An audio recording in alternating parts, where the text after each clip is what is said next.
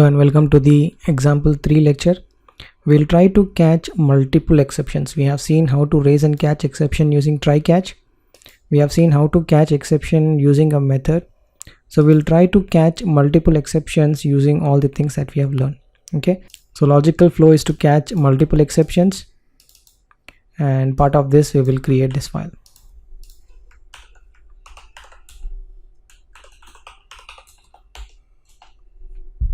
So I'll copy over some of the examples here. So we have seen how to raise an exception using try catch. We have seen how to throw an exception using an function. So we'll try to write a method to capture multiple exceptions. So first we'll copy over the custom exception handler. Then we'll copy over our divide function.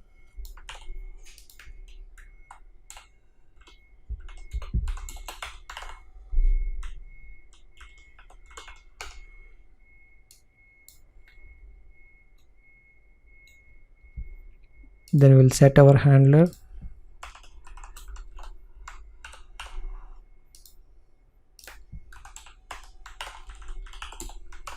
Okay, this already we have seen how to capture an exception using a method.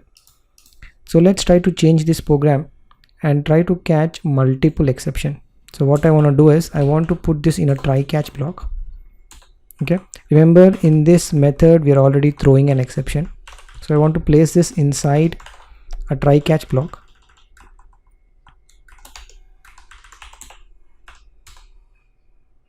Okay, I want to put the return in the last.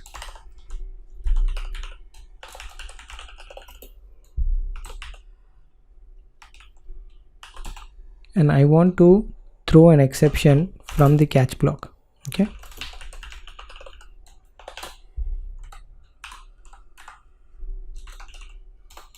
This is divide method, input parameter is less than 0. So that's the issue that we have. So even will attach the get message. Okay, whatever message we have passed to this program, we are passing it over. Okay, and we will close it as an whole string. The whole string will have a custom string plus the message. Okay, so what we are trying to do here is we have put a try catch block, and then we are throwing an exception inside a try catch block, then we are catching it again, we are throwing that message. So it's basically the same exception is thrown twice. The first time when you throw, the catch will catch it, but what happens if you throw inside your catch block? Okay, that is catch by your exception handler. Okay, so let's look at this example and understand. If you have multiple exceptions and you're throwing it multiple times, so you basically looped multiple exceptions together. Okay, so let's run this PHP.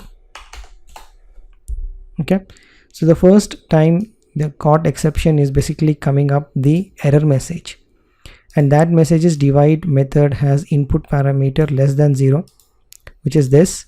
Then this exception, that is the e.get message, is coming up from here.